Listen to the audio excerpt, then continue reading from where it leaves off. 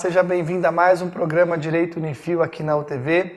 Eu sou o professor Danilo Delarco e hoje nós vamos falar sobre responsabilidade civil sobre a perda de uma chance.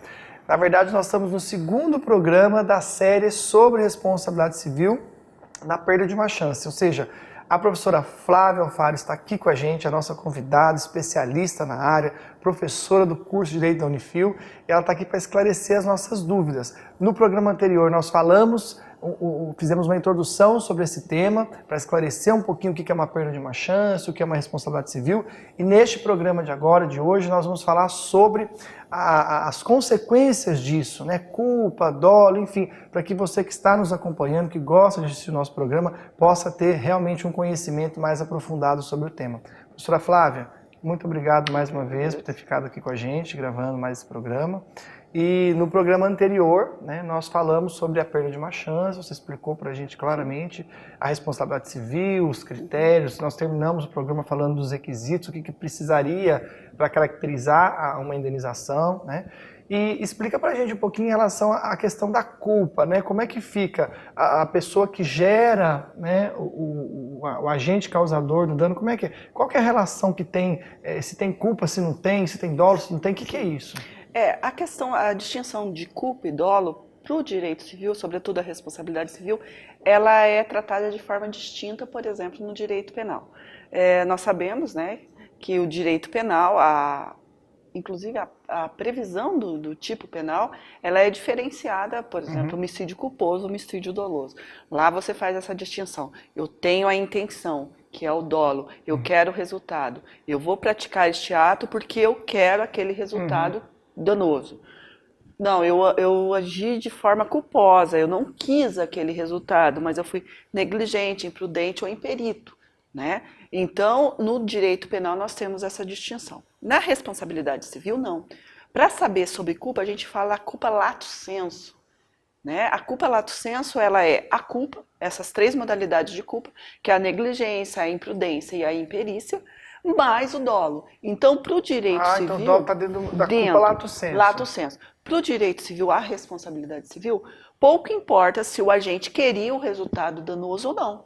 Ele agiu, porque, como eu disse nos blocos anteriores, nos programas anteriores, todo aquele que por ação ou omissão causar dano, né? Havendo então, um nexo, conduta, nexo e dano, está a responsabilidade civil caracterizada, salvo nos casos de caso fortuito e força maior, que a gente tem um rompimento deste nexo. Então, para a responsabilidade civil, independe a intenção do agente. Se ele agiu de forma negligente, imprudente, imperito, ou seja, o imperito, um exemplo, o médico, ele tem um conhecimento técnico, ele tem que ter um conhecimento técnico para fazer uma cirurgia. E ele não utilizou de forma adequada esse conhecimento técnico e causou um dano ao seu paciente. Ele vai ser responsabilizado? Vai, mas ele não queria o dano do seu paciente, mas será responsabilizado. Tá, só uma pergunta. Isso ficou muito claro, então, ou seja, não tem mais, querendo ou não querendo, se os requisitos estiverem presentes, vai gerar indenização. Mas isso pode pesar no quanto, ou seja, se ficar por acaso demonstrado ali no processo que a pessoa quis aquilo ali, ou o juiz não vai investigar isso. Isso é investigável, não pesa no valor, não pesa? Na realidade, no direito civil, na responsabilidade civil especificamente, nós temos a questão do dano, né? Então, o quanto indenizatório, ele depende da extensão do dano, Entendi. Não da conduta que o agente... Não se você queria ou não queria, porque às vezes você não queria e gerou um estrago, e às vezes você queria e não gerou tanto, não pode acontecer isso. Sim, é o que eu disse no início. Para o direito penal, porque nós sabemos que uma única conduta, ela pode ser passível de responsabilização na esfera criminal e ela pode ser passível na responsabilização na esfera civil. Por exemplo, um acidente automobilístico. Nós teríamos um agente que está em excesso de velocidade, atropela um transeunte e ele vem a ter um dano, não propriamente um falecimento, mas um dano, internado, uma perda da capacidade, enfim, todas essas consequências, para o direito penal ele vai responder por homicídio culposo. Por quê? Porque ele não quis o evento danoso. Lá, a pena, que nós poderíamos falar da quantificação do dano lá, vai depender disso. Do direito civil, na responsabilidade civil? Não, a gente não vai analisar isso, porque nós temos a culpa lato sensu. O que nós vamos analisar? Qual foi a extensão do dano? Bom, ele teve uma incapacidade permanente? Ele teve uma amputação de um membro, por exemplo? Bom, o dano vai ser estendido, né? A quantificação do valor da indenização vai levar em consideração. Na verdade, isso não vai ser levado em consideração em termos de ter intenção, não. A Não. questão é se houve, quem gerou o problema, se houve o nexo, se houve o dano e quanto foi esse dano. Quanto foi esse dano? Aí vai ter a liquidação do dano, né? A apuração desse dano. E aí sim, neste caso, é que o magistrado ele vai verificar quais foram os prejuízos. Lembrando que não basta só alegar o dano, você tem que comprovar o dano. No caso de acidente, por exemplo, a vítima ela vai ter que demonstrar o que ela vai deixar de ganhar no tempo que ela está hospitalizada, quais foram as despesas materiais que ela teve, né? Internamento, medicamento. Sim, lembrando que você pode acumular o dano material que é patrimonial, com eventuais danos extras patrimoniais.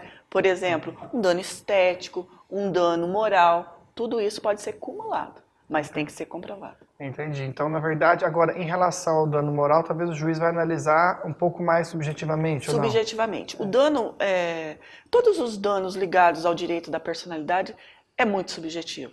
Porque, veja bem... Mas sem critérios, é difícil ali, né? É subjetivo, porque nós temos que verificar vários fatores.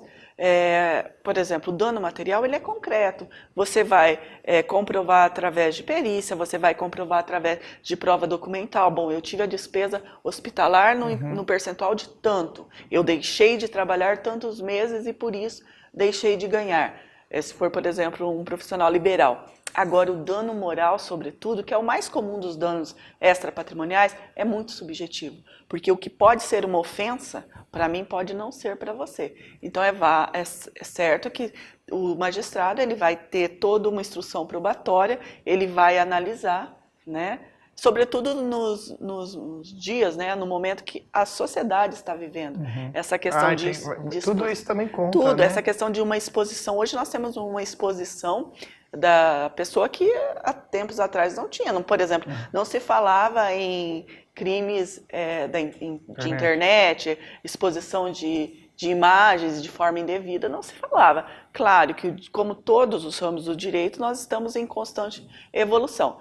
A responsabilidade civil, ela sofreu uma mudança, uma alteração de conceitos muito grande nos últimos 15 anos. Né? E a questão da internet também vai acabar entrando nessa onda, né? Porque sim. às vezes compras que você faz, alguma coisa que possa ter problemas no site, pode gerar a perda de uma chance. Sim, você pode... Os danos, eles são variados, mas aí você vai levar em consideração o caso prático. Todos os requisitos que nós também falamos no primeiro bloco, né? Vai pegar o caso em concreto, vai analisar aqueles requisitos. Todos os requisitos, e aí você consegue mensurar. Primeiro você tem que verificar se houve os 3 requisitos da responsabilidade civil. Depois você tem que verificar se realmente se enquadra dentro da teoria da perda de uma chance. Se tinha chance real e qual é a probabilidade dela, né? Por fim, você, tendo todos esses elementos, o magistrado vai reconhecer a responsabilidade civil pela teoria da perda de uma chance, pela perda efetiva de uma chance, e ele vai mensurar o valor. E a culpa e o dolo é indiferente? É indiferente para a responsabilidade civil. Desde que tenha a culpa lato sensu, nessas modalidades, dolo, com a intenção, negligência, imprudência, imperícia, esses 3 últimos, que seria a culpa lato sensu, nós temos a possibilidade de responsabilização civil. Muito bom. Nós vamos chamar o intervalo e a gente volta já. Não saia daí com mais tempo, com mais perguntas sobre a responsabilidade civil sobre a perda de uma chance. Eu decidi fazer Unifil para aprender na prática. Aprender entrando em contato com a profissão. Aprender fazendo com os melhores profissionais. Aprender criando os meus próprios projetos ou fazendo estágio na minha área. Eu decidi ganhar experiência antes mesmo de entrar no mercado de trabalho. É por isso que eu decidi aprender fazendo Unifil. Graduação com ensino de qualidade e a melhor estrutura da região? Então, você já decidiu. Olá, voltamos a apresentar um programa Direito Unifil aqui na UTV. Eu sou o professor Danilo Delarco, estou aqui com a professora Flávia Alfaro, do curso de Direito da Unifil, e o tema é sobre responsabilidade civil e a perda de uma chance. Nós já gravamos um primeiro programa, né, professora Flávia? Agora estamos no segundo bloco do segundo programa. E eu queria já fazer uma pergunta que eu sei que deve ser bem polêmica. Sim. Né? A gente falou da perda de uma chance, se eu tenho essa perda no meu dia a dia, se eu comprovar todos os requisitos que a gente falou no bloco anterior, eu posso então tentar uma reparação. Mas e se então acontece igual, acho que você comentou no primeiro programa, né, a questão do show do milhão, né? Que foi um caso que ele conseguiu êxito e tal. E se ele estava ali para responder a questão, aí ele errou, né? E ele viesse a falecer. A pessoa que tinha a chance faleceu. Será que os filhos podem cobrar desse terceiro e falar, nossa, meu pai teve uma chance e eu ia usufruir disso, né? Eu tinha a chance de ter tido uma escola paga, de ter... Então, isso pode gerar consequências em termos de sucessão se a pessoa venha a falecer? Sim. Veja bem, quando a gente fala nessa questão de transmissão de herança, a gente tem que ter muito cuidado, né? Porque nós temos que fazer uma distinção entre direitos e obrigações personalíssimas, que são inerentes àquela pessoa. Só aquela pessoa é titular.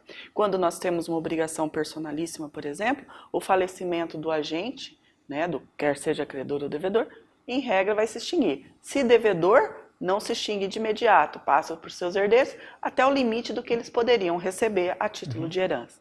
Agora, a teoria da perda de uma chance é complicada, porque de quem é essa chance? É daquele sujeito. Eu posso alegar que o meu pai acertaria a questão, que a chance foi retirada do meu pai? Temos muitas controvérsias. Parte da doutrina entende que nós estaríamos diante de um direito personalíssimo. Então, se ele é personalíssimo, com a morte da vítima, se extingue. A chance era dele, só dele, pronto. Se extingue. Se você entender que não é personalíssimo, esse direito passa para os seus herdeiros, certo? Ou seja, é uma ação arriscada, então, porque existe possibilidade de sucumbência, tudo, né? Sim, e aí nós temos que entender uma outra coisa. Já havia ingressado com ação judicial solicitando a responsabilidade civil pela perda de uma chance antes do falecimento? Porque se já entrou e futuramente há o reconhecimento da responsabilidade civil, claro que este valor é repassado aos herdeiros. Se ele já tem uma ação contra, os herdeiros acabam usufruindo disso futuramente. Mas o problema é se ele não tem a ação juizada antes, que aí tem essa controvérsia. Sim, porque, veja bem, é subjetivo. Talvez você possa entender que a sua chance foi retirada. E eu entendo que não, né? Então você ingressa com uma ação judicial porque você tem a certeza de que você tinha a chance de chegar ao êxito pretendido. E eu posso entender que não, né? Entendi. Então nós temos essa questão de se é ou não direito como não tem legislação, né? A gente sempre cai nessa questão doutrinária e jurisprudencial. Vai depender muito do juiz que vai analisar, do tribunal, das circunstâncias. São vários fatores. É diferente, por exemplo, de uma obrigação personalíssima que está prevista dentro do Código Civil, que nós sabemos a consequência disso. Aqui nós não estamos falando propriamente na obrigação assumida entre as partes. Nós estamos falando de uma consequência do descumprimento de um dever, que é a responsabilidade civil. Né? Então, os critérios eles são mais melindrosos, mais complexos do que uma obrigação assumida por meio de um contrato, por exemplo. Entendi, é muito interessante isso. E qual que é a diferença da perda de uma chance de um dano hipotético? O dano hipotético ele é mais na questão da suposição, né? Então tá, perda eu tenho a chance. Sim, você tem a chance real, né? Você fez um concurso, está na última fase. Qual é a probabilidade de passar? É muito maior do que alguém que está estudando e que vai fazer um concurso. Então, o dano hipotético é uma hipótese. Pode ser que sim, pode ser que não. Não tem nada real, nada concreto.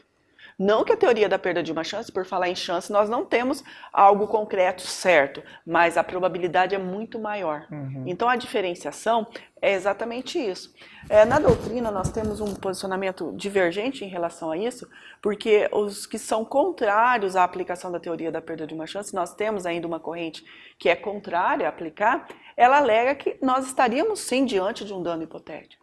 Porque tudo eles depende. defendem Nada é que- 100%. entendi. O dano a ser ressarcido, ele tem que ser real, ele tem que ser concreto, ele tem que estar concretizado já. Tem a sua coerência, né? Tem a sua coerência. Porém, nós não podemos deixar de lado a ideia de que você está próximo do êxito. A E probabilidade... alguém te impediu. E alguém Aquele impediu. corredor, lembra? No Sim, corredor da Olimpíada que sim. a pessoa entrou lá e Entrou, ele já estava exato. com ouro na mão e foi Sim. Qual que era a bronze. probabilidade dele chegar em primeiro lugar? Muito, faltava metros. Né? Ele correu quilômetros em primeiro lugar. Ele ia conseguir? Sim. 100%? Não. Nada é 100%. Poderia ter dado um infarto nele antes de atravessar a linha de chegada? Poderia. Mas era real isso? Não. Aí aquele torcedor segurou ele e ali sim nós temos a aplicação, poderia ter a aplicação da teoria da perda de uma chance. Veja bem, tudo é questão de prova. Pode ser que no início você tenha a ideia de que é um dano hipotético e depois ele se torne um dano real. É difícil, mas pode acontecer. Tudo vai depender da instrução probatória. O que é esses lucros cessantes? Então, O que é lucro cessante, dano emergente, né? O que é isso? Lucros cessantes e danos emergentes são dois tipos de danos patrimoniais que nós temos. Eles só vão acontecer quando você tiver um abalo, uma diminuição ou a impossibilidade de crescimento patrimonial. Então, olha só, o lucro cessante e os danos emergentes. Os danos emergentes, eu tenho uma certa condição e por algum motivo tenho uma queda patrimonial. Ou ainda, eu tinha a possibilidade de aumentar o meu patrimônio, mas em decorrência de um ato praticado pelo agente, eu deixo de aumentar. E o lucro cessante, eu tenho um lucro, eu tenho uma previsão de lucro, mas por um ato praticado pelo agente, eu deixo de ter este lucro. Eu sempre cito em sala de aula o exemplo de eu tenho um bar, né, uma lanchonete em frente ao estádio do café. E vai ter um jogo... Do Londrina. Eu iria dizer do Corinthians e do Barcelona. Tá, vai ter um jogo das estrelas ali. E eu faço uma contratação com você, por exemplo, para servir determinada quantia de bebidas. E você descumpre esta obrigação. Eu tive uma queda no meu patrimônio? Bom, vamos analisar. Eu tinha um rendimento normal de R$10.000 por final de semana. Os meus concorrentes também, os outros, também teriam ali R$10.000 por final de semana, por exemplo.